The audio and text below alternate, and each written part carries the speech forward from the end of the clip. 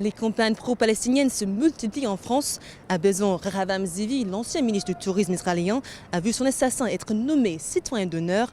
De son côté, la ville de Saint-Denis rendit hommage aux membres du Front populaire pour la libération de la Palestine. Ces événements ont été vivement condamnés au sein de la communauté juive qui les considère comme l'apologie du terrorisme. Une lutte controversée qui pourrait inciter l'antisémitisme. La maire de Saint-Denis a récemment accueilli les membres du FPLP, des invités comme Salah Armouri, condamné à 7 ans de prison pour tentative d'assassinat du grand rabbin d'Israël, Ovadia Yosef. Je ne crois pas qu'il faut juger la résistance, c'est interdit, c'est inacceptable pour nous de juger la résistance c'est un droit et on ne juge pas les droits.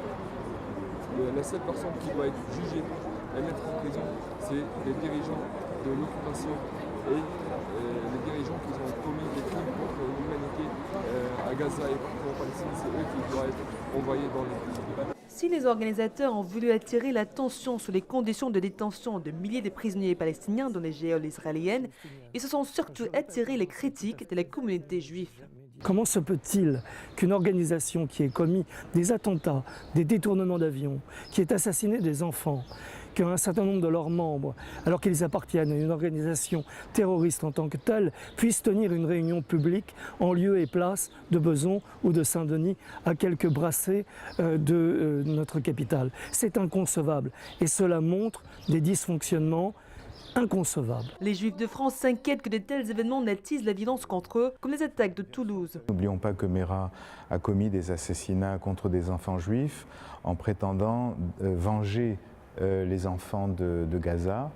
Et donc toute célébration de ce type-là, très problématique dans la mesure où en fait il s'agit de célébrer des personnes qui ont commis des meurtres. De telles manifestations sont destinées à encourager justement et à nourrir sans cesse le sentiment de revendication, de vengeance. Certaines organisations juives estiment que la complaisance de maires communistes vis-à-vis des Palestiniens pourrait les mettre en danger.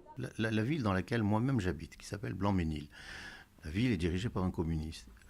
Le maire a toujours été neutre. Nous n'avons eu aucun problème. Du jour où le maire a changé, qu'il est toujours communiste, mais qu'il a pris comme cheval de bataille la cause palestinienne, le soutien à Gaza, le soutien au Hezbollah, le soutien au Hamas, le soutien à la flotte qui allait pour soi-disant libérer le blocus de Gaza, etc., eh bien, nous avons eu des agressions antisémites. Un gamin a eu un bras cassé, 30 jours d'incapacité de travail dans son école. Les attentats de Boston, l'explosion de l'ambassade française en Libye ou encore le complot déjoué au Canada ont montré que la menace terroriste est bien réelle. Les Juifs exhortent donc le gouvernement français de rester vigilant dans la lutte contre le terrorisme, une lutte qui pour eux est affaiblie par l'attitude de certaines mairies. La décision des municipalités françaises de glorifier les terroristes palestiniens a mis mal à l'aise la communauté juive.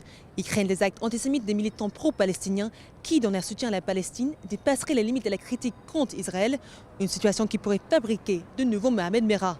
Je suis Christina Okello pour JN1 à Paris.